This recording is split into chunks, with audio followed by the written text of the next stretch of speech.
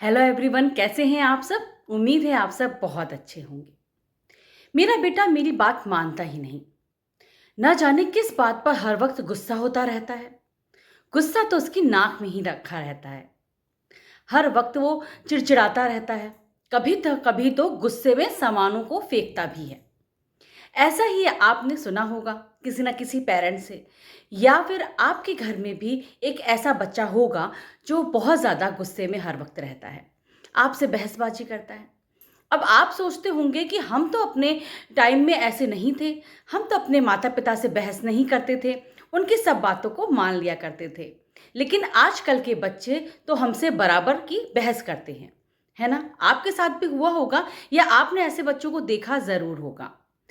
Teenage teenage एक ऐसी as है जिसमें बच्चे को खुद समझ में नहीं आता है कि उसके अंदर ये चेंजेस कैसे आ रहे हैं।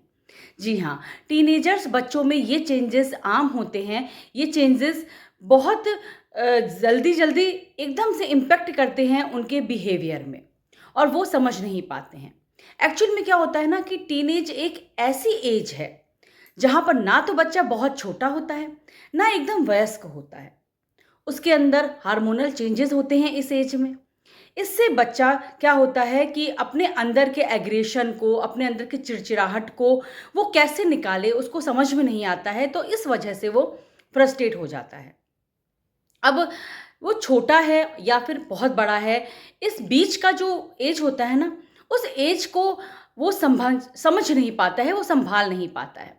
और इसमें एक बड़ा हाथ क्या होता है, हम पेरेंट्स का भी होता है। क्या होता है ना कि कई बार बच्चा अगर बहुत ज़्यादा छोटी हरकतें करता है, बच्चों जैसी हरकतें करता है, तो हम उससे कहते हैं कि अब तुम बड़े हो गए हो, है ना, अब तुम्हें सिंसियर होना चाहिए। लेकिन जब बच्चा बड़ों जैसी हरकतें करता है या हमसे पूछता है कि है ना मुझे ये काम करना है, या मैं भी तो है ना इस घर का हिस्सा हूँ, तो मेरी भी बात सुनो, तो हम क्या कहते हैं, तुम्हें इसमें बोलने की ज़रूरत नहीं है, अभी तुम छोटे हो।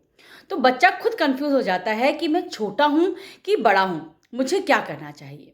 और इस जो कश्मकश में ही उसका गुस्सा अंदर से निकलता है ना। तो हमें टीनेज बच्चों के गुस्से को कैसे कंट्रोल करना है एज ए पेरेंट, ये मैं आपको बताऊंगी। लेकिन उससे पहले हमको समझना होगा कि बच्चा गुस्सा क्यों करता है, उसके पीछे का कारण जानना होगा, है ना। अगर इससे पहले मैं आपसे ये कहना चाहूँगी कि यदि आप मेरे चैनल पे नए हैं तो प्लीज़ इसको सब्सक्राइब कीजिए, लाइक कीजिए, कमेंट कीजिए और शेयर भी कीजिए। अब हम ये जान लेते हैं कि बच्चा आखिर गुस्सा क्यों करता है। कई बार होता है ना कि हम बच्चे के दोस्त को ब्लेम करते हैं। हमें लगता है कि बच्चे की संगत खराब है। तो ऐसा है कि टीन एज में क्या होता है कि बच्चे के दोस्त सबसे ज़्यादा इम्पॉर्टेंट होते हैं। उसको किसी भी बड़े से, किसी भी टीचर से ज़्यादा अपने बच्चे, अपने दोस्त अच्छे लगते हैं, है ना। तो हमें उस एज में क्या करना है, बच्चे को कभी भी उसके दोस्त को लेकर हमें कभी भी उसको जज नहीं करना है कि तुम्हारी संगत अच्छी नहीं है, तुम ये दोस्तों को छोड़ दो। अगर हमें लगता है कि उसके दोस्त है ना अच्छे नहीं हैं, तो हमें अपना तरीका बदलना होगा, क्योंकि इस एज में उसको सबसे ज़्यादा अपने दोस्त ही अच्छे लगते हैं। अब आसपास का आप उसका माहौल देखिए कि बच्चा क्या देख रहा है, क्या सीख रहा है, किसके साथ है, क्योंकि हम जो देखते हैं ना वही सीखते हैं। तो बच्चे जो भी हमको करते हुए देखेंगे या जो भी उनका आइडियल है उनको करता हुआ देखेंगे, तो वो उसी से ही है ना सीखेंगे, और उसी से ही क्या होता है ना कि हमारा कोई ना कोई इस एज में आइडियल बन जाता है। वो जैसा करता है हम भी वैसे ही करते हैं, तो बच्चा भी फिर वही करता है। इसलिए ऐसा है कि आप उस पर है ना ध्यान दीजिए कि बच्चा आखिर कहाँ पर जा रहा है, किससे मिल रहा है, और उसकी हमारी बातों का असर क्यों नहीं हो रहा है। अगर हम उसको समझा रहे हैं तो वो फ्रस्ट्रेट क्यों हो रहा है। जब आप उसके आसपास के माहौल को देखेंगे तो काफ़ी हद तक आप समझ जाएंगे कि बच्चे के अंदर एग्रेशन कहाँ से आ रहा है ना। अब जब आप समझ गए कि बच्चे के अंदर एग्रेशन कहाँ से आ रहा है, तो आपको क्या करना है, आपको करना है कि बच्चे के अंदर एग्रेशन ना आए। तो सबसे पहले तो आप उसके माहौल को देखिए, आप उसके पीछे का कारण देखिए कि बच्चे को क्यों आ रहा है गुस्सा। कोई ना कोई बात उसको ट्रिगर करती ही होगी, तो उस कारण को आप पता लगाइए। क्योंकि ऐसा हो ही नहीं सकता कि आपका बच्चा अगर गुस्सा कर रहा है तो आपको पता ही ना हो कि वो गुस्सा कर क्यों रहा है। तो सबसे पहले तो उस कारण पर आप वर्क कीजिए ताकि वो गुस्सा करना कम कर दे। हो सकता है कि कई चीज़ें हमें भी अच्छी नहीं लगती हैं, लेकिन उस वक़्त आप उस कारण को उससे दूर रखिए। जब बच्चा बहुत ज़्यादा गुस्से में हो तो आपको ये करना है कि आपको उस वक़्त शांत रहना है। बच्चे को थोड़ी देर के लिए आप अकेला भी छोड़ सकते हैं, क्योंकि आपको ये पता होना चाहिए कि बच्चे को कब उसको अकेला छोड़ देना है, कब उसे खुद के साथ समय बिताने के लिए हमें छोड़ देना है। क्योंकि बच्चा अगर आप गुस्से में समझाएँगे तो वो आपकी बात नहीं सुनेगा। एक बार आप उसको शांत होने दीजिए, फिर आप उसको अपनी बातें समझाइए, फिर आप उससे बात कीजिए, तो किसी न किसी बात का हल ज़रूर निकलेगा। अगर आप भी गुस्सा करेंगी, वो भी गुस्सा करेगा, तो किसी भी बात का हल नहीं निकलने वाला है। इसलिए अगर वो गुस्सा कर रहा है तो आप अपना ईगो मत बीच में लाइए और उसकी बातों को ध्यान से सुनिए जब वो शांत हो जाता है ना?